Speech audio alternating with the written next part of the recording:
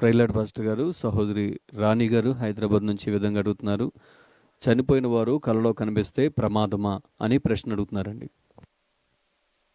చనిపోయిన వారు కలలో కనిపిస్తే ప్రమాదమా తెలుసుకుందాం అనుకున్నవారు దేవుని స్తోత్రం చెప్పండి. రైట్, ఒక మాట మీకు జ్ఞాపం చేస్తున్నాడు.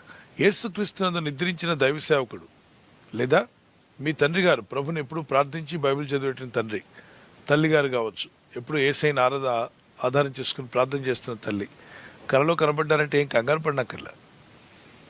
మీరేం కంగారు పడద్దు. దేవుని స్తుతించండి, ప్రభుని మహింపరచండి. ఓకే, వాళ్ళు కలలో కనబడాలని కూడా మీరు మాటి మాటికి అడగనక్కర్లా. వారి ఆత్మలు క్షేమంగా ఉన్నాయి. ఓకే, కానీ ఎప్పుడో చనిపోయినటువంటి వాళ్ళు, క్రీస్తుని ఎరగని వారు, కొన్ని ప్రమాదాల్లో అక్కడక్కడ చనిపోయిన వాళ్ళు, లేదా మీ మనసులోకి ఒక్కొక్కసారి కలవరం కలిగించే విధంగా ఏదో శవాలు నిలబడి మాట్లాడుతున్నట్టు, డెడ్ బాడీ, మీకు తెలియని వ్యక్తి అయి ఉండొచ్చు, తెలిసిన వ్యక్తి అయి ఉండొచ్చు, వాళ్ళు క్రీస్తులో లేని వారు అయి ఉండొచ్చు. మీకు తెలిసిపోద్ది వీళ్ళు ప్రభుని నమ్ముకున్న వాళ్ళు కాదు, వీళ్ళు యేసు క్రీస్తులో ఉన్నవారు కాదని తెలుస్తుంది. వాళ్ళు వచ్చి మీతో మాట్లాడుతున్నారు అనుకోండి, కలలో గద్దించండి. యేసు నామలో ప్రతి విధమైనటువంటి అపవిత్రాత్మ వెళ్ళిపోమని గద్దించండి. నిజానికి చనిపోయిన వాళ్ళు రాలా. ఇక్కడ మీరు గుర్తించండి, 5:3 విస్తారమైన పరిపాట్ల వలన స్వప్నం పుట్టును, పెక్కు మాటలు పలుకువాడు బుద్ధిహీనుడగును. గమనించారా?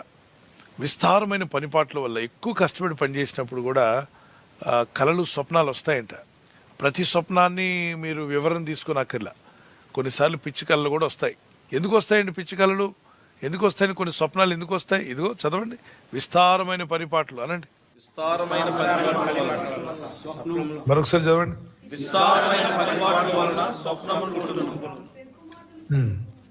తర్వాత మీలో కూడా ఊరుకోకుండా మాట్లాడే ఉంటాడే వాడు బుద్ధిహీనుడు అనమాట. అవసరానికి మించి మాట్లాడేవాళ్ళు బుద్ధిహీనులు అవుతారు. కుండ నిండా పాలు పోసి కింద రంధ్రం పెడితే చిన్న మొత్తం పాలంతా మట్టి పాలు అవుతాయి. అలాగే ఎంతో భక్తి, ఎంతో ప్రార్థన చేస్తూ కూడా ఊరికే లోడా అని మాట్లాడేవాళ్ళు ఉంటారు. కంటిన్యూగా మాట్లాడుతూనే ఉంటారు అవసరం లేకుండా. వాళ్ళకున్న భక్తి అంతా పోయే అవకాశం ఉంది. కాబట్టి అవసరానికి మించి మాట్లాడొద్దు అని చెప్పి మూగమొద్దులుగా కూడా ఉండొద్దు. సో ఇక్కడ చనిపోయిన వారి కళ్ళలోకి వస్తే ఏం చేయాలి? వాళ్ళు క్రీస్తులో లేనివారు, యేసుక్రీస్తు సందర్భం అంటే ప్రభు యొక్క వాక్యానికి లోబడిన వారు కాదు. అటువంటి వారు వచ్చినప్పుడు గద్దించండి. వాళ్ళు రాలా, నిజానికి చనిపోయిన వాళ్ళు రాలేదు. వాళ్ళ పేరు, వాళ్ళ రూపాన్ని వాడుకొని దురాత్మలు కొన్నిసార్లు మీ కళలోకి రావచ్చు. అంటే దురాత్మ వచ్చి ఆ కిటికీ మీద కూర్చుంది, ఫ్రిడ్జ్లో కూర్చుంది అనుకోకండి. అది మీ మస్తిష్కంలో, మీ నిద్రలో ఉన్నప్పుడు ఆ జ్ఞాపకాల ద్వారా కొన్నిసార్లు మీకు కనిపిస్తూ ఉంటాయి.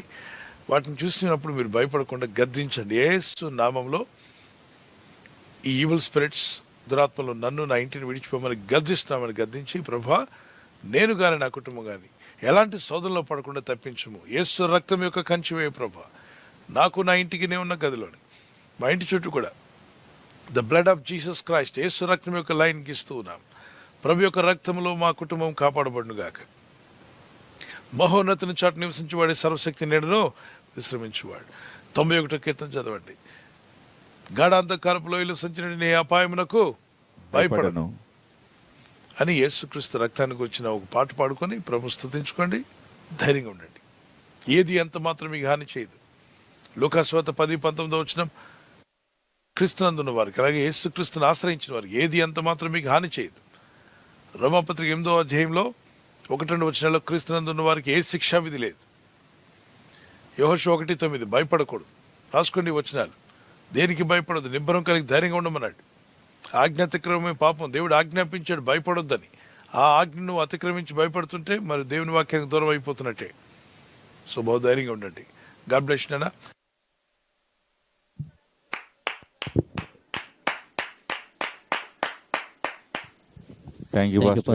తర్వాత ప్రశ్న బ్రదర్ విశ్వాస గారు ఖమ్మం నుండి అడుగుతున్నారు. చర్చికి వస్తున్నప్పుడు స్త్రీలు కానీ పురుషులు కానీ బ్లాక్ డ్రెస్ ధరించుకొని రావచ్చా అని అడుగుతున్నారు. బ్లాక్ డ్రెస్ సాతానికి నిదర్శనం అంటున్నారు. చర్చికి ఓన్లీ వైట్ డ్రెస్తోనే రావాలి అని కొంతమంది బోధిస్తున్నారు. ఇది ఎంతవరకు కరెక్టు అని అడుగుతున్నారు పాస్టర్ గారు. ఇక్కడ ఏం లేదు నాన్న, వైట్ డ్రెస్సులు, బ్లాక్ డ్రెస్సుల్లోనే సమస్తం ఉందని అనుకోవద్దు. ఏ రంగు వేసుకున్నా 6వ వచనం నుండి, మత్తయి సువార్త 6:26 నుండి 32వ వచనం చదవండి. పువ్వులన్నిటికి కూడా రకరకాల రంగులు ఇస్తున్నాడు దేవుడు. అదేవిధంగా మీకు కూడా వివిధమైన వస్త్రములు ధరింపజేయలేడా అని చెప్పినాడు. రంగులన్నీ ఇచ్చింది దేవుడే కాబట్టి. ఇప్పుడు నెత్తి మీద వైటు, ముఖం మీద వైటు, కనుబొమ్మలు వైటు, అంతా కూడా వైట్గా పుట్టారనుకోండి పిల్లలందరూ కూడా చిన్నప్పటి నుండే ఎలా ఉంటుంది? కనుగుడ్డు కూడా వైట్, మొత్తం టోటల్ వైట్ చేద్దాం. పళ్ళు వైట్గా ఉన్నట్టుగా కనుగుడ్డు వైటు, కనుబొమ్మలు వైటు, నెత్తి మీద వైటు. అలా అయినప్పుడు మీరేమంటారు? అది వృద్ధాప్యానికి సూచన కదా. మరి ఈ రోజుల్లో ఆహార పదార్థాలు సరైన పదార్థాలు లేక, అంటే మనం తినేటువంటి ఆహారంలోనే చాలా లోపాలు ఉన్నాయి. అనేక రకాల మందులు కొట్టి మరి పెస్టిసైడ్స్ కొట్టినటువంటి కూరగాయలు తింటున్నాం. బయటికి వెళ్ళినప్పుడు వాళ్ళు ఏం వండుతాడు, ఏ ఆయిల్తో వండుతాడో మాకు తెలియదు. కొన్నిసార్లు హోటల్ భోజనాలు కూడా పెడుతుంటారు. రకరకాల ఆహారాలు తింటూ ఉంటారు. వాటి యొక్క ఎఫెక్ట్ మానవ దేహం మీద పడుతుందిగా. చిన్న వయసులోనే తలంతా నెరిసిపోయిన వాళ్ళు ఎంతోమంది ఉన్నారు. పెళ్లి కాకముందు నడిచిపోయిన వాళ్ళు, మధ్య వయసులోనే పూర్తిగా నడిచిపోతున్న వాళ్ళు ఉంటారు. సో వీళ్ళు డ్యూటీలకి, ఉద్యోగాలకి, అనేక స్థలాలకు వెళ్తూ ఉంటారు. నువ్వు అలాగే ఉండాలి అని చెప్పడానికి లేదు. అలాగే నువ్వు వైట్ డ్రెస్ వేసుకుంటేనే అవుతుంది. మరి డ్యూటీకి వెళ్తున్నప్పుడు ఏ డ్రెస్ అయినా వేసుకోవచ్చా? వేసుకుంటున్నారు కదా. అయితే ఇక్కడ దైవ సేవకుడు ఒక యూనిఫామ్గా పెట్టి ఉంటాడు. యూనిఫామ్ అంటే చర్చ్ అంతా కూడా వైట్ డ్రెస్తో వద్దామని అంటాడు. ఆయన చెప్పిన ఆలోచన మంచిదే కదా, తీసుకోండి. ఒక యూనిఫామ్గా అందరూ స్కూల్కి వెళ్తున్నప్పుడు ఒక యూనిఫామ్గా వెళ్తుంటారుగా. అలాగే ఆయన చర్చిలో అందరూ వైట్ డ్రెస్సులతో రండి అని చెప్పుంటారు. తప్పేం కాదుగా. ఆదివారానికి ఒక డ్రెస్ పెట్టుకోండి, తలస్నానం చేసో మరి మంచిగా రెడీ అయ్యి డ్రెస్సులు వేసుకుని వెళ్ళండి, సంతోషమే కదా. దానిలో తప్పేం లేదుగా. లేదండి మేము నల్ల డ్రెస్ వేసుకుని వెళ్తామండి అన్నారనుకోండి, పాస్టర్ గారు మొట్టమొదటిగా రక్షణలోకి రానివాడు ఏ డ్రెస్తో అయినా రావచ్చు మందిరాల్లోకి. అయితే బ్లాక్ డ్రెస్ వేసుకున్నా, వైట్ డ్రెస్ వేసుకున్నా, నీ అంతరాత్మ ఎలా ఉంది, నీ హృదయం ఎలా ఉంది దేవుడు మొట్టమొదటిగా చూస్తాడు. మన దేహం కప్పుకున్నాం లేదు చూస్తాడు. ఓకే. అయితే దైవ సేవకుడు ఒక మంచి ఆలోచన చెప్తే మంచిదే కదా, అదే కష్టమేం కాదుగా. వేసుకుని వెళ్ళండి. లేదు నాకు వేరే కలర్ వేసుకోవాలి ఉంది, ఓకే చెప్పండి పాస్టర్ గారికి, అయ్యా నాకు ఈ కలర్తోనే వస్తాను, నన్ను అభ్యంతరపరచొద్దు అని చెప్పానండి. No problem. నిజమైన దైవ సేవకులు ఎవరు కూడా అభ్యంతరపరచరు. మీరు ఏ రంగుతో వచ్చినా మీరు దేవుని ప్రార్థించడం, ప్రభునందు విశ్వాసం కలిగి ఉండడం, దేవుని పరిచర్యలో పాల్గొనడం, దేవుని చిత్తం చేయడమే మాకు కావాలి. God bless you.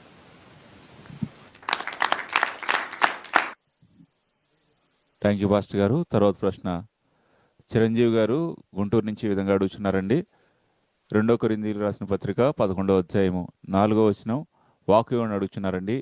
ఏలైనగా వచ్చినవాడు ఎవడైనాను మేము ప్రకటింపని మరి యొక్క యేసును ప్రకటించినను, లేక మీరు పొందని మరి యొక్క ఆత్మను మీరు పొందినను, మీరు అంగీకరింపని మరి యొక్క సువార్త మీరు అంగీకరించినను, మీరు వానిని గూర్చి సహించుట యుక్తమే. ఈ యొక్క వాక్యం యొక్క వివరణ అడుగుతున్నారండి. ఇప్పుడు వేరొక క్రీస్తు ఇక్కడ అన్నాడు, you receive another spirit which you have not received, or another gospel which you have not accepted, you might well bear with him. అతను ఇప్పుడు రక్షించబడ్డాడు. రక్షించబడిన వారిలో 2 రకాల ప్రజలు ఉండొచ్చు. అపోజిట్ పౌలు గారి దగ్గర వాక్యం విని రక్షించబడినటువంటి వాడు క్రీస్తుని అంగీకరించాడు, ఆత్మను పొందుకున్నాడు. మరి మరొకడు ఆ పేతురు గారి దగ్గరికి వెళ్ళి వాక్యం విన్నాడు, రక్షింపబడ్డాడు, ఆత్మను పొందుకున్నాడు. ప్రభునే కదా పొందుకున్నాడు, క్రీస్తునే కదా పొందుకున్నాడు, అదే ఆత్మ కదా కలిగి ఉన్నాడు, పరిశుద్ధాత్మనే కలిగి ఉంటే ఓకే సహించవచ్చు. అలా కాని ఎడల సహించకూడదు. క్రీస్తుకు విరోధంగా కానీ పరిశుద్ధాత్మకు విరోధంగా కానీ ఏ లేఖనము కానీ ఏ వ్యక్తి బోధించినా దాన్ని తీసుకోవడానికి వీల్లేదు. దీని లింక్ మీకు గలతీ పత్రిక 1:6-9 రాయబడింది. ఎస్, నేను ప్రకటించిన ఈ సువార్త కాక వేరొక సువార్తను ఏమైనా తీసుకొచ్చినా దాన్ని అంగీకరించకూడదు అన్నాడు. చదవండి, దీని లింక్ అక్కడ ఉంటుంది. అంటే గలతీ పత్రికలో కనిపిస్తుంది. క్రీస్తు కృపను బట్టి మిమ్మల్ని పిలిచిన వారిని విడిచి భిన్నమైన సువార్త తట్టుకు మీరు ఎంత త్వరగా తిరిగిపోవటం చూడగా నాకు ఆశ్చర్యం అనిపిస్తుంది. ఎందుకు ఇంత త్వరగా పాడైపోయారు, ఎందుకు ఇంత త్వరగా తిరిగిపోయారు? వేరే భిన్నమైన సువార్త, భిన్నమైన అంటే వేరొక సువార్త, మీరు ఇంత త్వరగా దాన్ని ఎందుకు విన్నారు, ఎందుకు తప్పిపోతున్నారు, సత్యంలో నుండి ఎందుకు తొలగిపోతున్నారు? నిజదేవుడైన క్రీస్తు నుండి మీరు వేరొక సువార్త అని చెప్పి దాని వెంట ఎందుకు వెళ్ళకండి అంటాడు. చదవండి 7వ వచనం. 7వ వచనం. అది మరి ఒక సువార్త కాదు, అది వేరే సువార్త అని అనుకుంటున్నారా? అది ప్రభుని గురించి చెప్పేది కాదు, సువార్త కాదు. క్రీస్తు సువార్తను చెరపగోరి అనండి ఒకసారి. క్రీస్తు సువార్తను చెరపగోరి మిమ్మల్ని కలవరపరచువారు కొందరు అంటే క్రీస్తు ప్రభువారు మనకిచ్చిన సువార్తను కాకుండా మన హృదయాలను కలవరపరిచే బోధకులు కొందరు ఉన్నారట. వాళ్ళు ఏసే మరి పరలోకంలో తల్లి ఉందని చెప్పేవాళ్ళు కొంతమంది ఎన్ని పాపాలు చేసినా పర్వాలేదు, నువ్వు పరలోక రాజ్యం వెళ్ళిపోతున్న నీ సీట్ రిజర్వ్ అయిపోయిందని మరికొందరు, అలాగే యేసు నామంలో కాదు యెహోవా నామంలోనే చేయాలని మరికొందరు, ఆదివారం ప్రార్థన చేయకూడదు శనివారమే చేయమని మరికొందరు. ఇలాగ అనేక రకాల తప్పుడు బోధలు భూమి మీదకి వచ్చేసాయి. వాటిలోకి వెళ్ళొద్దు, మిమ్మల్ని మీరు జాగ్రత్తగా చూసుకోండి. 8వ వచనం కూడా చదవండి. ఆ వచనాలు ఇంకొంచెం క్లియర్గా ఉంటుంది. చదవండి. మేము మీకు ప్రకటించిన సువార్త గాక మరి ఒక సువార్తను మేమైనను పరలోకము నుండి వచ్చిన యొక్క దూత అయినను మీకు ప్రకటించిన ఎడల అతడు శాపగ్రస్తుడవును గాక. ఏమన్నాడు? మేము మీకు ప్రకటించిన, అందరూ అర్థం చేసుకోవాలి, మేము మీకు ప్రకటించిన సువార్త గాక అంటే ఏదైతే అపోస్తలు దేవుడైన ప్రభు ఇచ్చిన సువార్తను మేము ప్రకటించాం కదా, మేము మీకు ప్రకటించిన సువార్త గాక మరి ఒక సువార్తను మేమైనను పరలోకము నుండి దిగి వచ్చిన ఒక దూత అయినను మీకు ప్రకటించినట్ల అతడు శాపగ్రస్తుడవును గాక అన్నాడు. అంటే ఈ దేవుడు ఇచ్చినట్లు సువార్త కాకుండా వేరే సువార్త, ఒకవేళ మేమే వచ్చి యేసు ప్రభుని కాదు వేరే నమ్మని నేనే వచ్చి చెప్పిన పౌలు అంటాడు. ఒకవేళ నేనే అలా మనసు మార్చుకొని లోకంలో కలిసిపోయి ఇదంతా వద్దులేనే అప్పుడు అలా చెప్పాను, వద్దు మానేయండి అని చెప్పినా నమ్మద్దు. నేను చెప్పినా వచ్చి నేను అప్పుడు మీరే కదా సత్య సువార్త చెప్పారు. అవును, మధ్యలో నేను మారిపోయి దేవునికి దూరమై వేరే సువార్త చెప్తే నమ్మకండి, ఆ సత్య సువార్తలోనే ఉండండి. నేను ఒకవేళ దేవదూతే వచ్చింది అనుకోండి, 2 రెక్కలు ధరించుకొని దూత గాబ్రియల్ వచ్చి నిలబడి మాట్లాడుతున్నా నమ్మద్దు, సత్య సువార్తలోనే ఉండండి అంటున్నాడు. అంటే ఎంతమంది కొత్త బోధకులు వచ్చినా ఒరిజినల్గా దేవుడు ఇచ్చిన సత్యవాక్యం మీద మనం ఉండాలి. God bless you. ప్రభువు మిమ్మల్ని దీవించుగాక.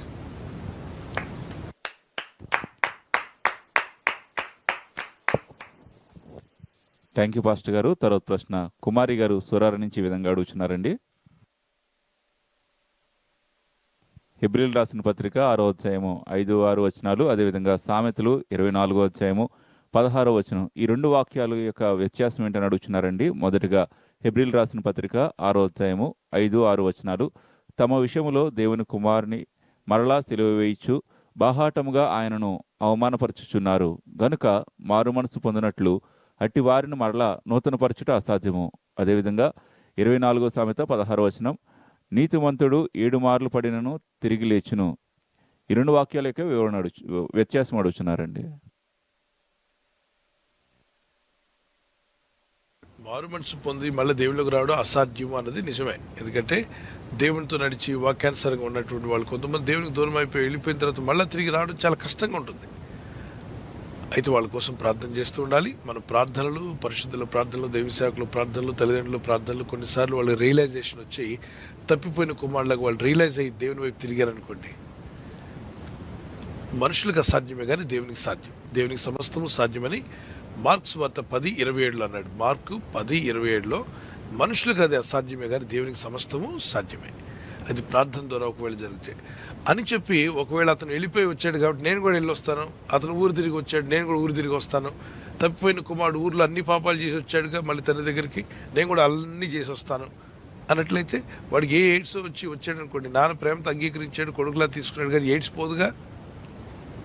అందుకే రోగాలు తెచ్చుకుంటారు, వ్యాధులు తెచ్చుకుంటారు. పాపంతో ఆటలాడకండి, పాపంతో ఆటలాడితే పాముతో ఆటలాడుకున్నట్టే, పాము ఎప్పుడైనా కాటేస్తుంది.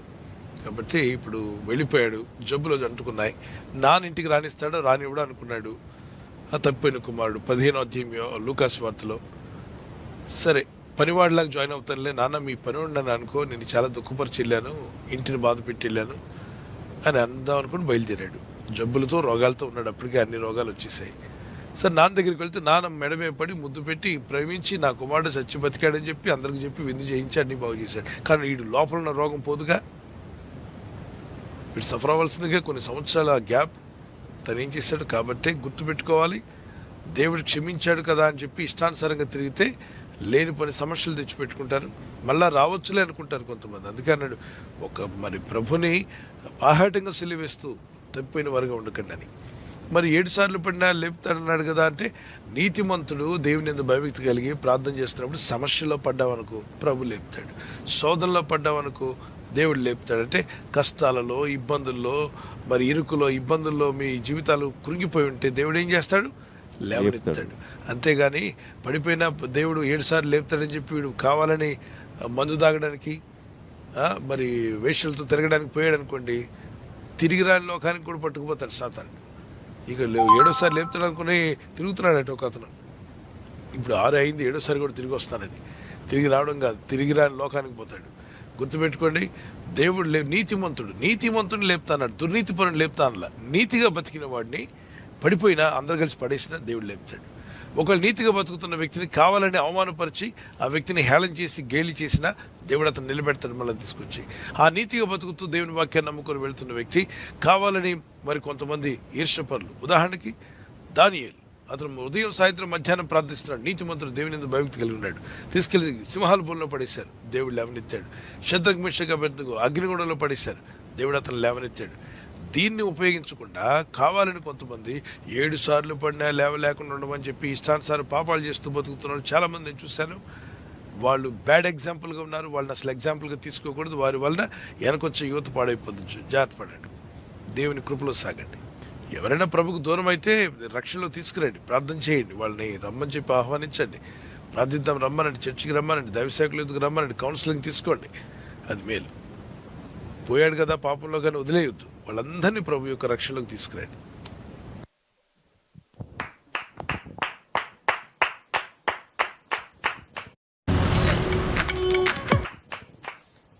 థ్యాంక్ యూ పాస్టర్ గారు. తర్వాత ప్రశ్న సహోదరుడు సురేష్ గారు వైజాగ్ నుంచి విధంగా ప్రశ్న అడుగుతున్నారు. పరిశుద్ధాత్మ ఫలములు పొందుకున్నామని ఎలా గ్రహించాలని ప్రశ్న అడుగుతున్నారండి. రైట్ నాన్న, బుద్ధివాక్యము జ్ఞానవాక్యము ఇక్కడ ప్రే చేస్తున్నప్పుడు నాన్న కొన్ని విషయాలు నీకు ఈజీగా బైబిల్లో చదువుతున్నప్పుడు నీకు అర్థమైపోతాయి. ఓకే, అర్థం అవడమే కాకుండా ఇతరులకు చెప్పేటప్పుడు వివరించేటప్పుడు ఆ అవతల వ్యక్తి మీరు చెప్తే నాకు చాలా ఈజీగా అర్థమైంది, ఏమిటి మీరు డిఫరెంట్గా చెప్పగలిగారు, మీరు చెప్పే విధానంలో నాకు ప్రభు అర్థమయ్యాడు, వాక్యం నాకు అర్థమైంది, చాలా సింపుల్గా చెప్పారు, చెప్పినప్పటికీ నాకు ఈజీగానే అర్థం చేసుకోగలిగాను. దేవుని ఒక ఆత్మ ఈ విషయాలు మీకు నడిపిస్తున్నప్పుడు మీ చుట్టూ చూడమ్మా, ఒక బాబు ఆర్ట్ వేయడం వచ్చు అనుకోండి, ఇంకో బాబు ఆర్ట్ వేయడం కాపీ చేస్తున్నాడు. ఆర్ట్ వేయడం గిఫ్ట్ ఉన్నవాడిని గిఫ్ట్ లేనివాడిని ఈజీగా కనిపెట్టచ్చు. గిఫ్ట్ ఉన్నవాడు ఆటోమేటిక్గా వేసుకుంటూ వెళ్ళిపోతాడు, వచ్చేస్తుంటుంది, తనకు చేయి తిరుగుతూ ఉంటుంది. గిఫ్ట్ లేని వాళ్ళు ఇబ్బంది పడుతూ చేస్తుంటారు. అలాగే సింగరు, అతను సింగింగ్ గిఫ్ట్ ఉందా లేదా అని ఎలా తెలుస్తుంది? ఓ పాట ఎత్తుకున్నప్పుడు ఆటోమేటిక్గా చక్కగా ట్యూన్కి తగినట్టుగా ఆ యొక్క టైమింగ్ తగినట్టుగా పాడుతున్నాడంటే ఆ పాట వచ్చేసింది అతనికి. అతను చక్కని పాటగాడు, పాట పాడేటువంటి గిఫ్ట్ ఆ కుమార్తెలో ఉందని మనం గుర్తిస్తాం. అలాగనే పరిగెత్తేటప్పుడు స్పీడ్గా పరిగెత్తగలిగితే వీళ్ళు రన్నింగ్లో ఫస్ట్ వస్తున్నారని మనకు తెలిసినటువంటి విషయాలే, చాలా విషయాలు. చూడండి, కొందరికి కూరలు చేస్తాం, చాలా చాలా టేస్ట్గా చేస్తారు. అంటే వాళ్ళు ఒకటి ప్రాక్టీస్ ఉంటుంది, రెండవది ఒక గిఫ్టెడ్గా పీపుల్గా ఉంటారు, కొంతమంది ఈజీగా నేర్చేసుకుంటారు. అలాగే పరిశుద్ధాత్మ గిఫ్ట్స్ వచ్చినప్పుడు కూడా వాక్యం ఈజీగా అర్థం అవ్వడం, వాక్యాన్ని గ్రహించడం, మనం చెప్పినప్పుడు ఇతరులు ఈజీగా అర్థం చేసుకోవడం, బుద్ధి వాక్యము, జ్ఞానవాక్యము, ఇవన్నీ కూడా పరిశుద్ధాత్మ వరాల గురించి నేను మాట్లాడానమ్మా. అవన్నీ త్వరలోనే సిరీస్ స్టార్ట్ అవుతుంది. ఈ 9 వరాల గురించి అందరూ నేర్చుకుందరు, కానీ తప్పక మీరు కూడా వినండి. God bless you. ప్రభు ఆత్మీయ వరాలతో ఆసక్తి గల వారందరికీ దయచేయును గాక. 1 కొరింథీ 14:1-2 వచనాల్లో ప్రేమ కలిగి ఉంటూ ప్రయాసపడండి, పరిశుద్ధాత్మ వరాల గురించి ఆసక్తితో అపేక్షించండి. God bless you.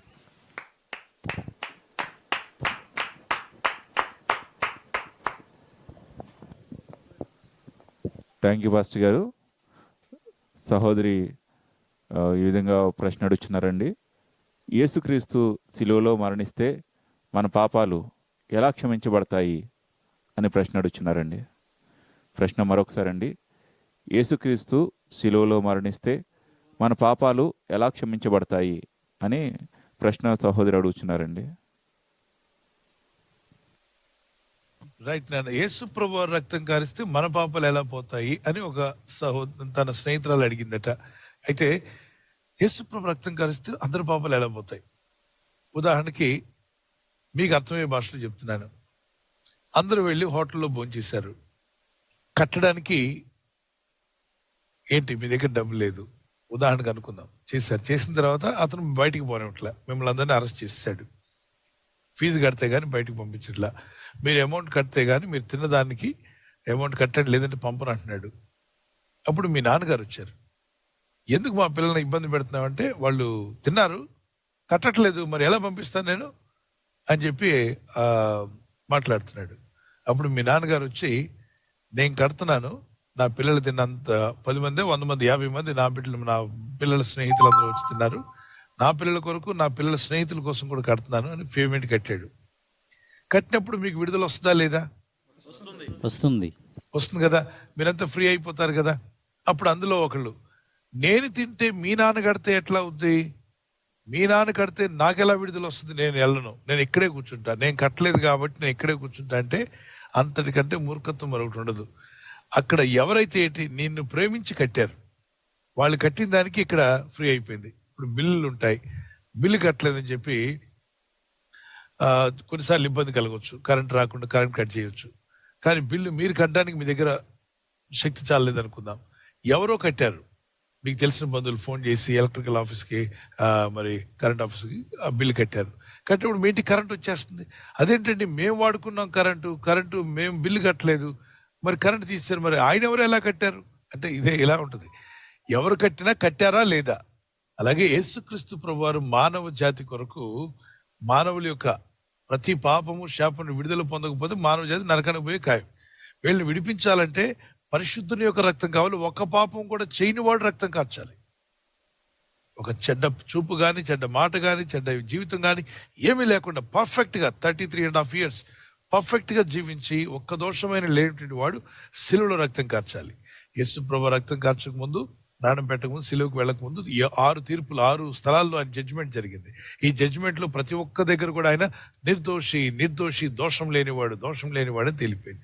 అక్కడ ఉన్న గవర్నర్, రోమా గవర్నమెంట్లో ఉన్నటువంటి గవర్నరే అతను ఏం చెప్పాడంటే, పొంతు పిలాతు నీతిమంతుడైన యేసుని శిక్షించుట సరికాదు అన్నాడు. నీతిమంతుడు అని చెప్తున్నాడు ఆయన. ఒక జడ్జి గారు చెప్తున్నారు, ఆ రోజుల్లో జడ్జి స్థానంలో ఉండి చెప్తున్నారు, ఆయన నీతిమంతుడు, ఆయనలో ఏ పాపం కనబడలా. ఆయన తీర్పు తీరిస్తే నేను సస్తాను, నా యొక్క వంశం నాశనం అయిపోద్ది, మీరేమన్నా చేసుకోండి అని చెప్పి మత నాయకులు మత పిచ్చితో అరుస్తున్నారు, యేసు వద్దని. ఇప్పుడు కూడా మత పిచ్చోళ్ళు యేసు వద్దనే అంటారు. సామాన్యులు యేసు కావాలన్నారు, సత్యాన్వేషకులు యేసు కావాలన్నారు, నీతిగా బతకాలనుకున్నవాడు యేసు కావాలనుకున్నాడు. మత పిచ్చోళ్ళు వాళ్ళ మతం ఎక్కడ పోద్దోనని యేసు వద్దు. ఎందుకు వద్దురా అంటే, మా మతం కన్నా ఆయన మతం, ఆయనకి ఎక్కువ జనం వచ్చేస్తారు, అందరూ ఆయన నమ్ముకుంటే మేమేమైపోతాం, మా మతం అయిపోతుంది. మతం ముఖ్యమా, మార్గం ముఖ్యమా, సత్యం ముఖ్యమా? మనిషికి సత్యమే కదా ముఖ్యం. ఈరోజు మనల్ని ఎవరు పోషిస్తున్నారు? మతం కాదు పోషించేది, సత్యం మనల్ని నడిపిస్తుంది. మనం చేసిన పనులు, మనం కష్టపడుతున్నాం, అందరూ కూడా కష్టపడుతున్నారు. మరి ఎవరి కష్టం వాళ్ళకి ఆహారం ఇస్తుంది. అలాగనే మనుషులకి ఒక సత్యం అనేది ఒక దాన్ని మానవ జాతికి ఇచ్చాడు. ఆ సత్యం ద్వారా రక్షణలోకి రావాలి. సో ఇక్కడ మహాత్మా గాంధీ గారు ఫ్రీడమ్ ఫైటర్స్గా ఫైట్ చేశారు, ముఖ్యమా. అప్పుడు మనకి ఈ రోజు మనం స్వతంత్రం అనుభవిస్తున్నాం. మన పొలాల్లో పండింది మనమే తీసుకుంటున్నాం. ఒకప్పుడైతే మనం పండిందంతా వాళ్ళు తీసుకెళ్లేవాళ్ళు, వాళ్ళు ఇచ్చింది మనం తీసుకునేవాళ్ళం. అటువంటి బానిసత్వం నుండి మనం విడుదల పొందాం. ఇప్పుడు పుట్టినోడికి మహాత్మా గాంధీ తెలియదు, సినిమా యాక్టర్ తెలుసు. ఆ యాక్టర్ పేరు, ఈ యాక్టర్ పేరు, దర్శకుడి పేరు, సినిమాలో డ్యాన్స్ చేసి ఎగిరిన అమ్మాయి పేరు, ఇవన్నీ తెలుసు. కానీ దేశానికి స్వతంత్రం తెచ్చిన ఆయన పేరు ఏంటంటే ఏమో మాకు తెలియదు. ఆయన ఏమంటారంటే ఏదో తాత అంటారంట. అదే తాత ఏం చేశాడు నాకేం తెలుసు, కర్ర పట్టుకుని ఉంటాడు, గోసి కట్టుకుని ఉంటాడు అంటాడు ఒకడు. అరే బుద్ధిహీనుడా, ఆయన దేశం కొరకు చేసిన పనులు ఏంటో నీకు తెలియదా అంటే, ఆయనలో కూడా తప్పులు ఎతుకుతున్నారు కొందరు గుంటకాడి నక్కలు. ఏంటి, మహాత్మా గాంధీ ఆ పాపం చేశాడు, ఈ పాపం చేశాడు, మీకు తెలియదా అని. నువ్వేం చేసావు, నువ్వు పాపివే కదా. ఆయన పాపి అయినప్పటికీ చేశాడుగా, దీర్ఘకాలం అందరూ పాపులే. కానీ ఆయన దేశం కొరకు ఏం మంచి చేశాడో దాని గురించి చెప్పు, అతను చేసిన మంచిని గుర్తించు. అయితే ఇక్కడ అతను చేసిన ఆ స్వతంత్ర పోరాటము, ఆ స్వతంత్ర వాళ్ళంతా చేసిన పోరాటం మనకు ఉపయోగపడుతుందా లేదా? ఉపయోగపడుతుంది. ఈరోజు పుట్టినోడు కూడా ఉపయోగపడుతుంది. అప్పుడెప్పుడు వాళ్ళు ఫైట్ చేస్తే నాకెలా వస్తుందండి స్వతంత్రం అంటే, అది అయోమయం, అర్థం కానితనమాట. వాళ్ళు చేయబట్టే ఈరోజు మనకి ఇది వచ్చింది. అలాగే ఎప్పుడో మీ తాతగారు సంపాదించిన స్థలం ఉందనుకుందాం, 10 ఎకరాలు, అది మీ నాన్నగారికి వచ్చింది, మీ ముత్తాతకు సంపాదించింది, మీ తాతకు వచ్చింది, తాత నుండి మీ నాన్నకు వచ్చింది, మీ నాన్న నుండి మీకు వచ్చింది. అప్పుడు మీ ఫ్రెండ్ అడగొచ్చు, నువ్వు సంపాదించలేదు, మీ నాన్న సంపాదించలేదు, ఎవరో ముసలోడు సంపాదించింది మీకు ఎలా వస్తుందంటే, ఆయన మాకు ముత్తాత అవుతాడు, ఆయన మా కోసం సమకూర్చాడు, అది మాకు వస్తుంది వారసత్వంగా. అలాగే మనుషులు సంపాదించిందే మనుషులకు రాగలిగితే, దేవుడు మానవుల కొరకు సంపాదించింది మానవ జాతి అందరికీ రాగలదని నమ్మిన వారు గట్టిగా దేనికి స్తోత్రం చెప్పగలరు. గాడ్ బ్లెస్ యు నాన్న. Praise the Lord. Thank you pastor గారు.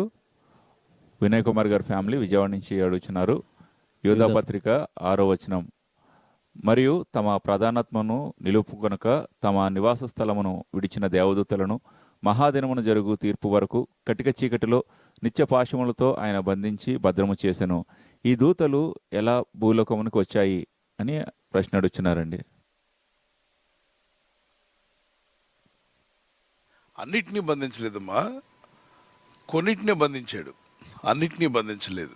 అంటే ఫాలెన్ ఏంజల్స్ చాలా ఉన్నాయి. దూతలు కోటాను కోట్లు కదా. వాటిలో ఏ దూతలైతే సొదొమ గొమొర్రా పట్టణాలను పాడు చేయడానికి అపవాదైన సాతాను యొక్క అండర్లో పనిచేసాయో వాటిని బంధించాడు. అవి బంధించబడి ఉన్నాయి. మరి భూమి మీద ఉన్నవన్నీ కూడా బంధింపబడకుండా ఉన్నటువంటి అపవిత్రాత్మలు కావచ్చు, దురాత్మలు, దైవాత్మలు, ఫారెన్ ఏంజల్స్, అవి భూమి మీద తిరుగుతూనే ఉన్నాయి. వాటికి టైం ఉందట. మార్క్స్ వార్త 5వ అధ్యాయంలో, మా కాలం ఇంకనూ సంపూర్ణం కాకముందే మీరు వచ్చిద్రా, మమ్మల్ని వెళ్ళగొట్టుచున్నావా అంటారు. అంటే ఈ దురాత్మలకు ఒక టైం ఉంది, వాటికి ఒక క్యాలెండర్ ఉన్నట్టుంది. చూడండి, ప్రభు వెళ్ళగొట్టడానికి వచ్చాడు. ఆ అపవిత్రాత్మలు ఆ వ్యక్తిని విడిచిపోమంటున్నాడు. ఆ వ్యక్తి తన కుటుంబానికి దూరం అయ్యాడు. ఈ ఈవిల్ స్పిరిట్స్ వల్ల తన మనసు అంతా డిస్టర్బెన్సే కాకుండా తను తాను చంపుకోవడానికి ప్రయత్నం చేస్తున్నాడు, ఇతరులను చంపాలని ప్రయత్నిస్తున్నాడు. ఇవన్నీ ఈవిల్ స్పిరిట్స్ యొక్క ప్రభావం. సో ప్రభు అక్కడికి వెళ్ళి అతను విడిపించే ముందు అతనిలో పట్టి అతని జీవితాన్ని పాడు చేస్తున్న అపవిత్రాత్మలను బయటకు వెళ్ళిపోమంటాడు. మత్తయి సువార్త 8:29 చదవండి. కాలము రాకమునిపై అది హైలైట్ చేసుకోండి. మార్క్స్ సువార్తలో ఉన్న సంఘటన, మత్తయి సువార్త 8వ అధ్యాయంలో ఉన్న సంఘటన ఒకటే. వారంటే బహువచనం. ఈ అపవిత్రాత్మలు కానీ మనుషులను పడిచే దైవాత్మలు ఏమంటున్నాయి ప్రభుతో, దేవుని కుమారుడు అంటే దెయ్యాలకు అర్థమైంది యేసు ప్రభు వారు దేవుని కుమారుడికి ఈ లోకానికి వచ్చాడని. ఈ మనుషులకు అర్థం కావట్లా. అంటే దెయ్యాలను మించిపోయారు మనుషుల. దెయ్యాలు అర్థం చేసుకున్న యేసు దేవుని కుమారుడు అని మనుషులు ఇంకా అర్థం చేసుకోవట్లా. పనికిమాలని అర్థం చేసుకుంటారు, పనికొచ్చేదాన్ని మాత్రం అర్థం చేసుకోవట్లా. ఆ దురాత్మలు ఏమంటున్నాయి, నీతో మాకేమి, మీరు దేవుని కుమారులు, మేము అపవిత్రాత్మలము, పడిపోయిన ఫాలెన్ ఏంజల్స్ కావచ్చు, దురాత్మలు, దైవాత్మలు, మాతో మీకు పని లేదు కదా, మీరు పరిశుద్ధ దేవుడు కదా, దేవుని కుమారుడు కదా, మా మానవులను రక్షించడానికి వచ్చాడు, మా దగ్గరికి ఎందుకు వస్తావు నువ్వు అంటూ, కాలము రాకమునిపై మమ్మను బాధించుటకు ఇక్కడికి వచ్చితివా. కాలము రాకమునిపై ఇంగ్లీష్లో కూడా చూద్దాం. And behold, they cried out, saying, what have we do with thee, Jesus, thou Son of God? Art thou come hither to torment us before the time? Before the time అన్నది గుర్తుపెట్టుకోండి. అంటే దెయ్యాలు మనుషులను టార్మెంట్ చేస్తాయి. మరి దెయ్యాలను torment చేయగలిగిన వారు ఎవరు? యేసుక్రీస్తు ప్రభువే. కాబట్టి మిమ్మల్ని పట్టి పీడిస్తున్నటువంటి ఏ చీకటి శక్తులైనా అవి టార్మెంట్ చేయబడి అవి నరకానికి ఎలగొట్టబడాలి, మన ఇళ్లలో నుండి మన ప్రజల నుండి వెళ్ళిపోవాలంటే ఆ దెయ్యాలను టార్మెంట్ చేయగలిగిన వాడు యేసుప్రభు వారు ఒకరే. అందుకే చాలామంది యేసుప్రభు వారు అంటే ఒళ్ళు మండిపోతూ ఉంటుంది. అంటే అలా స్పిరిట్స్ ఉన్నాయేమో గుర్తుపెట్టుకోవాలి. అంటే ఆ దురాత్మలు యేసుప్రభు అంటే తట్టుకోలేవు. మిగిలిన వాళ్ళంటే చల్లగా ఉంటాయి, ప్రభు అంటే మాత్రం తట్టుకోలేదు. ఎందుకంటే ప్రభు వాటిని వెళ్ళగొడతాడు. ప్రభు వాటికి టార్మెంట్ చేయగలడట, మనుషులు కాదు. దెయ్యాలు మనుషులను టార్మెంట్ చేస్తాయి, మనుషులను బాధిస్తాయి, దుఃఖపరుస్తాయి, విచారపరుస్తాయి, డిప్రెషన్ గురి చేస్తాయి. కానీ ఆ మనుషులను బాధ పెట్టే దురాత్మలను బాధ పెట్టగలిగిన వాడు యేసు ప్రభు. సో అవి అంటున్నాయి, మాకు ఇంకా టైం ఉందిగా, అప్పుడే వచ్చావేంటి అని. అంటే వాడికి ఒక టైం కాలం. ఎలా తెలుసుకోవచ్చు వాటికి ఎంతవరకు టైం ఉందని? భూమి మీద దేవుడు ఆదాముకు అధికారం ఇచ్చినప్పుడు, ఈ భూమిని ఏలుబడి చేయమన్నప్పుడు ఈ భూమి ఉన్నంత వరకు అధికారం ఇచ్చాడు. కానీ ఒక 10 రోజులకు, 5 సంవత్సరాలకో 10 సంవత్సరాలకు ఇవ్వలేదు. ప్రధానమంత్రి 5 సంవత్సరాలకి మళ్ళీ ఎలక్షన్స్ వస్తాయి, మళ్ళీ నిలబడాలి. ముఖ్యమంత్రి గారు 5 సంవత్సరాల తర్వాత మళ్ళీ నిలబడాలి ఎలక్షన్లో. కానీ ఆదాముకు దేవుడు అలాగా 5-10 సంవత్సరాలు ఇవ్వలేదు. కానీ భూమి ఉన్నంత వరకు, మానవ జాతి ఉన్నంత వరకు నీకు అధికారం ఇస్తున్నాడు. ఈ మంచి అధికారాన్ని తీసుకెళ్లి సాతాను చేతిలో కుదవబెట్టాడు. ఎవరు? ఆదాం. సాతాను చేతికి ఇచ్చేసాడు. ఇప్పుడు సాతాను దురాత్మలు ఎప్పటి వరకు పరిపాలన చేస్తాయంటే మానవులు భూమి మీద ఉన్నంత వరకు పరిపాలన చేయాలనే నిర్ణయించుకున్నాను. ఎందుకంటే వాటికి అధికారం అది ఆదాం దగ్గర నుండి, దేవుని యుద్ధ నుండి ఆదాంకి వస్తే ఆదాం దగ్గర నుండి వీటికి వచ్చింది. సో ఇవి మరి అవి బంధిస్తే సొదొమ గొమొర్రా పట్టణాలను పాడు చేసిన దురాత్మలు మళ్ళీ ఎలా బయటకు వచ్చాయినా? వాటిని బంధించాడు, వాటిని ఇంకా విడిపించలేదు, వాటికి ఇంకా విడుదల రాలేదు. కానీ మిగిలినవి ఉన్నాయి కదా. యేసుప్రభు వారు ఉన్న కాలంలో కూడా దెయ్యాలను వెళ్ళగొట్టాడు ప్రభు. వీరి వలననే చూడండి, ఆ ప్రకారంగానే సొదొమ గొమొర్రాలను వాటి చుట్టుపక్కల పట్టణములను వీరి వలనే, అంటే ఈ దురాత్మలు దైవాత్మల వల్లనే, ఈ ఫారెన్ ఏంజల్స్ వ్యభిచారం చేయొచ్చు. అంటే ప్రజలు అటువంటి పాపబుద్ధులు ఎందుకు వచ్చాయి? క్రమంగా పద్ధతిగా ఎందుకు బతకలేదు? ఎందుకు ఎవరు వాళ్ళని ఇలా ఇన్ఫ్లుయెన్స్ చేశారు? ఎవరు వాళ్ళని ఇలా తొందర పెట్టి పాడైపోమని ఆ పిచ్చి కోరికలని వాళ్ళలో పుట్టించారంటే ఇగో వీళ్ళే అపవిత్రాత్మలు, చికిత్సలు.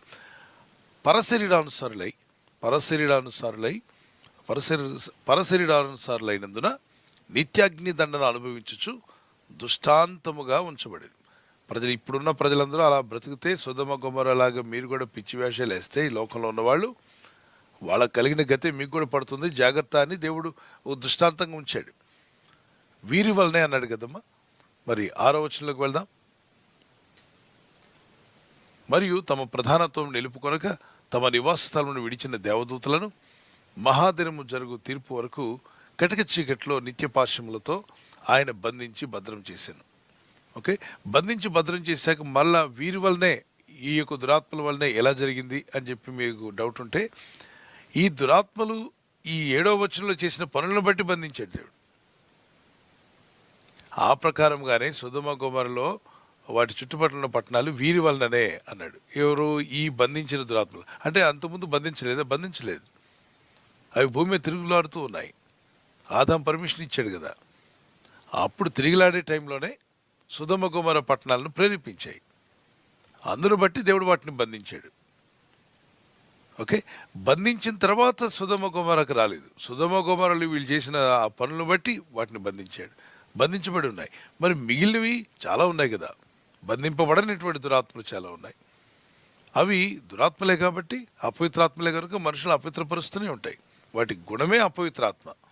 అది ఎవరిలో ప్రవేశిస్తే ఆ వ్యక్తిని అపవిత్రపరచడమే వాటి పని. సో అన్నిటినీ బంధించే కాలం ఒకటి రాబోతుంది. ఆ టైంలో అన్నిటినీ బంధించేస్తాడు దేవుడు. Praise the lord.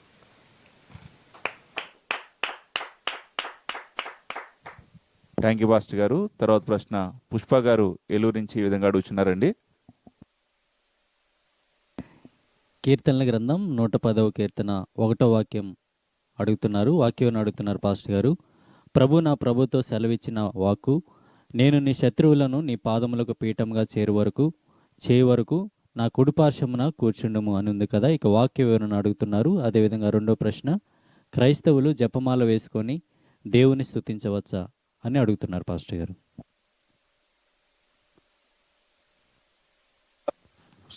దేవుని స్తుతిస్తూ ఉండండి. జపమాల ఉంటేనే స్తుతించాలని ఏముంది? జపమాల లేకుండా స్తుతించట్లేదా ఎంతోమంది దేవుని నమ్ముకున్న బిడ్డలు? ఏ జపమాల లేకుండా దేవుని కృతజ్ఞతాస్తుతులు చెల్లిస్తున్నారుగా, దేవుని మహింపరుస్తున్నారు. బైబిల్ చదవండి. 1000 నామములు దేవుని నామముల పుస్తకం ఉంది. ప్రభునామాన్ని గనపరుస్తూ చదువుతూ దేవుని మహింపరచవచ్చు. బైబిల్ చదువుతున్నప్పుడు అనేక విషయాలు దేవుని గనపరచడానికి అవకాశాలు ఉన్నాయి కదా. మరి ఎప్పుడు ఆ మాల ఉంటేనే స్తుతిస్తే, మాల పోయిందనుకోండి ఎక్కడైనా కనబడకుండా స్తుతి ఆగిపోయినట్టేగా. కాబట్టి మాల మీద ఆధారపడి స్తుతించడం కంటే మాల లేకుండా స్తుతించండి. మీ హృదయంలో నుండి దేవుని స్తుతి. అందుకే యెహోవాను స్తుతించువాడు అన్నాడు. మాల వేసుకుని స్తుతించమని, జపమాల వేసుకోమని బైబిల్ ఎక్కడా లేదు, రాయబడలేదు, ఎవరు చేయలేదు కూడా.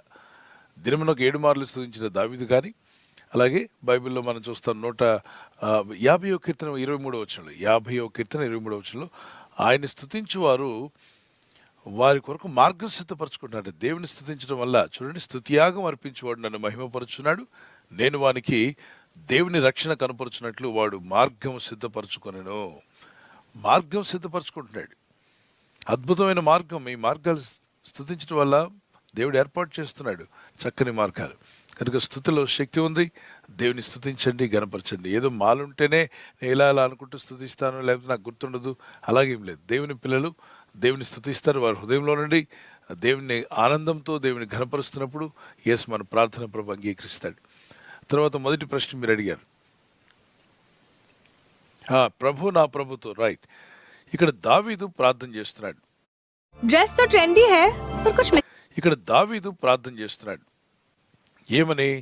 ప్రభు అంటే పరలోక తండ్రి అయిన దేవునితో మాట్లాడుతూ, నా ప్రభు అంటే ఈయన సంతానంలో నుండి రాబోతున్నటువంటి మానవ రూపిగా రాబోతున్న ప్రభు అయిన యేసుక్రీస్తు గురించి మాట్లాడుతున్నాడు. ప్రభువా, నా ప్రభు. నా ప్రభు అంటే దావీదు వంశంలో నుండి యేసయ్య వస్తా అన్నాడుగా. ఆ ప్రభు అయిన యేసు ఈ భూమి మీదకి ఎలా రాబోతున్నాడు చూడాలనుకున్నాడంట కల్లారా. కానీ ఆ టైం లేదు, అప్పుడు దేవుడు ఆయన పంపించేశాడు. తర్వాత కాలంలో ప్రభు వచ్చాడు. సో ప్రభు నా ప్రతిది హెబ్రీ పత్రిక 1వ అధ్యాయంలో కూడా ఇదే మాట ఉంటుందమ్మా. God bless you.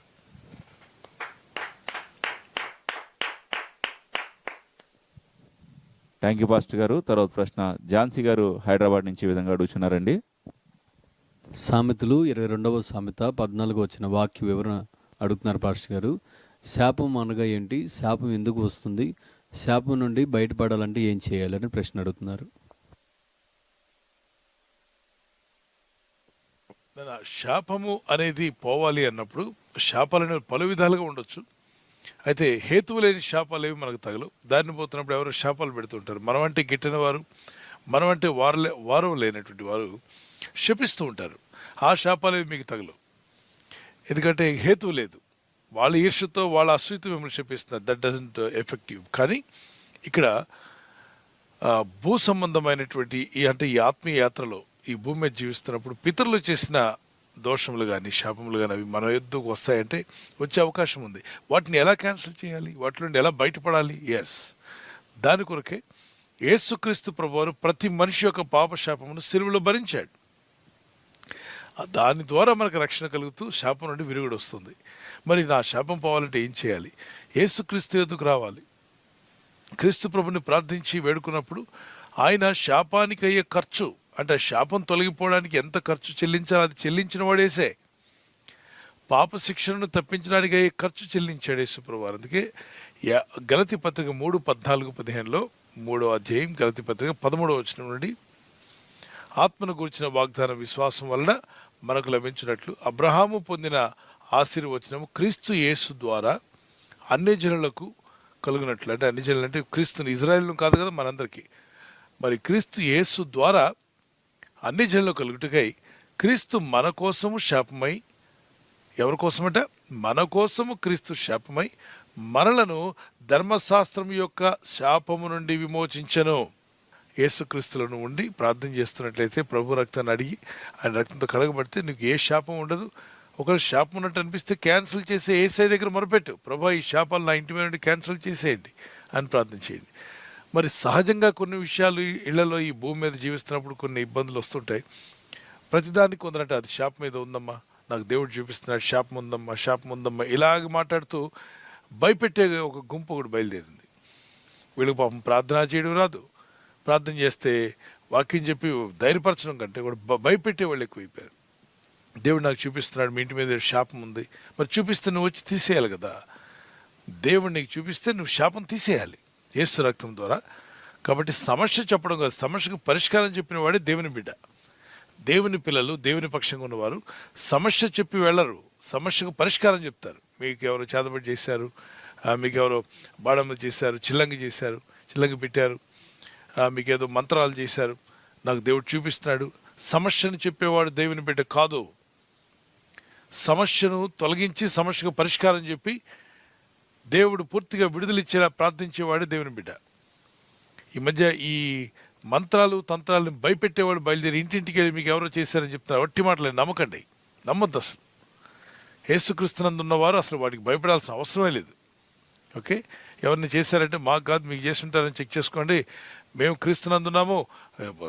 స్థితిగతులు అటు ఇటు అప్ అండ్ డౌన్ సరే భూమి మీద ప్రతి ఒక్కరికి జరుగుతూనే ఉంటాయి. మేము ఏదో ఒక రోజు దేవుడు తప్పనిసరి కృపణిస్తాడు, మేము జయిస్తాం ఈ సమస్యల్ని. ఓకే, ప్రార్థించండి. God bless you. Thank you pastor గారు. తర్వాత ప్రశ్న సౌభాగ్య గారు నిజామాబాద్ నుండి అడుగుతున్నారు పాస్టర్ గారు. మత్తయి సువార్త 8వ అధ్యాయం 12వ వాక్యంలో రాజ్య సంబంధులు రాజ్యకుమారులు అని ఉంది కదా, రాజ్యకుమారులు అనగా ఎవరు అని ప్రశ్న అడుగుతున్నారు పాస్టర్ గారు.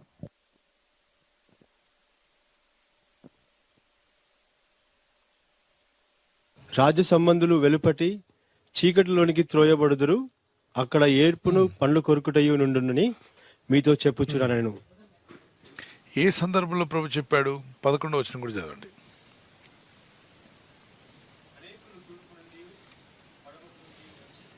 అనేకులు తూర్పు నుండి పడమటి నుండి వచ్చి అబ్రహాముతో కూడాను, ఇస్సాకుతో కూడాను, యాకోబుతో కూడాను పరలోక రాజ్యమందు కూర్చుందురు గాని రాజ్య సంబంధులు వెలుపటి చీకటిలోనికి త్రోయబడుదురు అక్కడ ఏడుపును పండ్లు కొరుకుటయు నుండునని మీతో చెప్పుచున్నాను. ఏమంటున్నాడు? తూర్పు నుండి అనేకులు తూర్పు నుండి పడమటి నుండి వచ్చి అబ్రహాముతో కూడాను, ఇస్సాకుతో కూడాను, యాకోబుతో కూడాను పరలోక రాజ్యమందు కూర్చుందురు. అంటే ప్రభు చెప్తున్నాడు ఏమనంటే, అనేకులు తూర్పు దేశాల నుండి, పడమటి దేశాలు అంటే ఈస్టర్న్ కంట్రీస్ నుండి కావచ్చు, వెస్టర్న్ కంట్రీస్ నుండి కావచ్చు, ప్రపంచవ్యాప్తంగా రక్షణ పొందుకొని దేవుని వాక్యానికి లోబడి, యూదులైతే ఎవరైతే ఉన్నారో ఇజ్రాయెల్ దేశంలో వాళ్ళు ప్రభుని నమ్మట్లా. మీరు రాజ్య సంబంధులు, మీరు నమ్మాలి, మీరు నమ్మట్లేదు. కాబట్టి మీ పితరుడైన అబ్రహాం, ఇస్సాకు, యాకోబులతో కూడా భారతీయులు వచ్చి కూర్చుంటారు, అమెరికన్స్ వచ్చి కూర్చోవచ్చు, యూరోపియన్స్ వచ్చి కూర్చోవచ్చు. అంటే తూర్పు నుండి పడమటి నుండి దక్షిణ నుండి అన్నప్పుడు అన్ని దేశాల నుండి రక్షణ పొందిన వారు వచ్చి వాక్యమును అంగీకరించిన వారు పరలోక రాజ్యం ముందు వారితో కూడా కూర్చోబోతున్నారు. మీరేమో మేము రాజ్య వారసులము, అబ్రహాం సంతానం అనుకుంటూ మీరు మోసపోతున్నారు. మీరు రారు, మీరు నమ్మకపోతే మీకు రక్షణ కలగదు. నువ్వు ఎంత అబ్రహాం కుమారుడు అయినా, ఎంత యూదుడు అయినా, మరి ఆ యూధ అంటే ఇజ్రాయేలుడు అయినా, నువ్వు దేవుని వాక్యానికి లోబడకపోతే నీకు రక్షణ లేదంటున్నాడు ప్రభు. అర్థమైంది కదా, అక్కడ వివరంగా ఉంది. Okay, God bless you.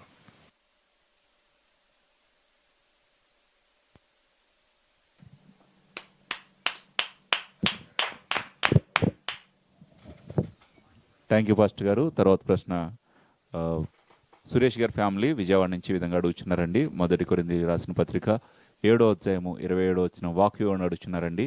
భార్యకు బద్ధుడివై ఉంటివా, విడుదల కోరవద్దు. భార్య లేక విడిగా నుంటివా, వివాహం కోరవద్దు. ఇక వాక్యం యొక్క వివరణ అడుగుతున్నారండి. ఇక్కడే ఉందని అర్థం. ఏమనుంది? భార్యకు బద్ధుడివై ఉంటివా, విడుదల కోరవద్దు. బద్ధుడివై ఉండడం అంటే భార్య భర్తగా ఇద్దరు కలిసి కుటుంబంగా ఉన్నారా? అయితే మీరేం చేయొద్దు, విడిపోవడానికి కోరొద్దు. లేదండి ప్రార్థన చేయట్లేదు నా భార్య కాబట్టి వదిలేస్తాను, నా భర్త ప్రార్థన చేయట్లేదు కాబట్టి వదిలేస్తాను అనేటువంటి మూర్ఖులుగా ఉండకండి.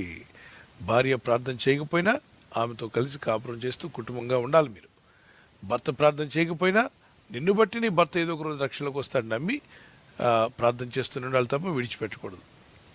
భార్య కలిగిన వాడు అవిశ్వాస అయిన భార్య ఉన్నా, అవిశ్వాసమైన భర్త ఉన్నా వారిద్దరూ కలిసే ఉండాలి, విడిపోవడానికి వీల్లేదు. కొంతమంది ఈ మధ్య మీ భర్తలో దెయ్యం ఉందమ్మా, ఆయనతో కాపురం చేయొద్దని దేవుడు నాకు చెప్తున్నాడు, ఇది పెద్ద దెయ్యం, చెప్పేదే పెద్ద దెయ్యం, అట్లాంటి మాటలు మాట్లాడకండి. కుటుంబాలను ఎడగొట్టే మాటలు మాట్లాడకండి. దేవుడు చెప్పాడు విడిపోమంటున్నాడు, కలిసి ఉండొద్దు అంటున్నాడు. ఇది మీ భ్రమ, యాక్చువల్లీ మీ భ్రమ. మీ మైండ్ వాక్యం పూర్తిగా చదవక ఏదో మీకు వచ్చిన పిచ్చి ఆలోచన విశ్వాసుల దగ్గరికి వెళ్ళి వాడు భర్త ఎలాగో మారిన వాళ్ళు ఎంతోమంది ఉంటారు, ఆమె మారి ప్రార్థన చేస్తుంటుంది, వాళ్ళని కాపురం చేయొద్దంటారేంటి? ఎక్కడ చదివారు మీరు? వాక్యం చదివారా? వాక్యాలు ఏం చెప్తున్నారు చూడండి. 1 కొరింథీ పత్రిక 7వ అధ్యాయం 12వ వచనం. ఇది బాగా చదవండి, మీకు అర్థం అవుతుంది. ప్రభు కాదు నేనే తక్కిన వారితో చెప్పునదేమనగా, ఏ సహోదరునికైనను అవిశ్వాసురాలైన భార్యయుండి, ఏ సహోదరునికైనను, సహోదరి అంటే స్త్రీ, ఏ స్త్రీకైనా, ఏ సహోదరునికైనను, సహోదరి ఒకవేళ సహోదరి అయి ఉండొచ్చు, సహోదరుడు అయి ఉండొచ్చు, అవిశ్వాసులైన భార్య ఉన్నట్లయితే, ఇతడు సహోదరుడు పురుషుడు, మరి అతను చేసుకున్న భార్య అవిశ్వాసురాలు అనేట్లయితే మరి అక్కడ ఏమంటాడు? మళ్ళీ చదువుతాను. ప్రభు కాదు నేనే తక్కిన వారితో చెప్పినది ఏమనగా, సహోదరునికైనను అవిశ్వాసురాలిన భార్య ఉండటం ప్రార్థన చేయదు, భక్తి లేదు, విశ్వాసం లేదు, ఆమె బైబిల్ చదవట్ల, ఆమె అతనితో కాపురం చేయని ఇష్టపడినేట్ల, ఆమె ఏమంటుంది? నేను ప్రభుని నమ్ముకోలేదు కానీ నా భర్త, నా కుటుంబం నాకు కావాలని అంటుంది. అటువంటప్పుడు ఆమెను పరిత్యజించకూడదు. ఎందుకంటే చర్చికి రావట్లేదు కాబట్టి వదిలేయ్యా, దేవుడు చెప్తున్నాడయ్యా, ఇంకో అమ్మాయిని పెళ్లి చేస్తాడయ్యా, ఈ పిచ్చి మాటలు చెప్పేవాళ్ళు చాలామంది బయలుదేరారు. అంతేగాని ఆమెను విడిచిపెట్టనట్లేదు. కుటుంబంగా కలిసి ఉండడానికి ఇష్టపడుతుంది, పిల్లలు కుటుంబం అయితే ప్రార్థన ఒకటి చేయట్లే. అతడు ఆమెను పరిత్యజించకూడదు అంటే విడాకులు ఇవ్వకూడదు ఆమెకి. మరి 13వ వచనం, మరియు ఏ స్త్రీకైనాను అవిశ్వాసి అయిన భర్త ఉంటే, అంటే తాగుబోతు కావచ్చు, తిరిగిపోతుంటాడు, అంటే మారు మనసు లేని ఉంటాడు, ప్రభుని నమ్మలేదు, అటువంటి వ్యక్తి ఉన్నట్లయితే ఆమెతో కాపురం చేయని ఇష్టపడినట్లు, అంటే భార్యగా నా పిల్లల్ని నేను అంగీకరిస్తున్నాను కానీ నేను ప్రార్థన బైబిల్ నాకు తెలియదు అన్నాడు అనుకోండి, ప్రార్థన లేదు, బైబిల్ చదవట్లేదు కాబట్టి ఇతను వదిలేద్దామా? నో లేదు. వాక్యం చెప్తుంది ఆమె అతను పరిత్యజింపకూడదు, అతను విడిచిపెట్టకూడదు. ఏదో ఒక రోజు నీ భక్తి, నీ ప్రార్థన ఆయన్ని రక్షణలోకి తీసుకొస్తుంది కనుక విశ్వాసం కలిగి ఉండండి. సో బైబిల్ వాక్యం ప్రకారంగా 27వ వచనంలో కూడా అదే మాట చెప్తున్నాడు. దేవుని యందు భయభక్తి కలిగి ముందుకు సాగండి. భార్యకు బద్ధుడై ఉంటివా, విడాకులు కోరద్దు. ఒకవేళ ఒంటరిగా ఉన్నావా అన్నాడు. అంటే ఏంటి అర్థం? ఎక్కడో ఏదో కారణం చేత విడిపోయారు, లేదా భార్య చనిపోయింది, లేదా భర్త చనిపోయాడు, ఒంటరిగా ఉంటున్నావు. మళ్ళా నువ్వు ఆ సంసారం అనే సాగరంలో దూకి మళ్ళా ఇబ్బందులు పడి ఏది లేక ఇబ్బంది పడతావేమో, నాలాగా ఉండి సేవ చేయండి అంటున్నాడు. ఎవరు? అపోజిట్ పౌలు అంటాడు. నేను ఎలాగో పెళ్లి చేసుకోకుండా సేవ చేస్తాను కదా, మీకు ఉరి వడ్డాలని కాదు, మిమ్మల్ని ఉరిలో పడేయాలని, బావిలో పడేసి అందులో మూత పెట్టాలని కాదు, కానీ నా వల్లే సేవ చేయండి, తిప్పలు లేకుండా ఉంటుంది అంటున్నాడు. వివాహం అయిన తర్వాత కొన్ని సంసార సాగరంలో ఉంటాయి కదా బాధలు, ఇబ్బందులు, పిల్లల్ని పెంచడము ఒకటని కాదు, చాలా ఉంటాయి. అన్ని బాధ్యతలు భుజాన్ని వేసుకొని మోయాల్సిందే, జోడెడ్ల బండిలాగా ఇద్దరు కలిసి. దాని విషయంలో చెప్తున్నాడు opposite Paul. God bless you.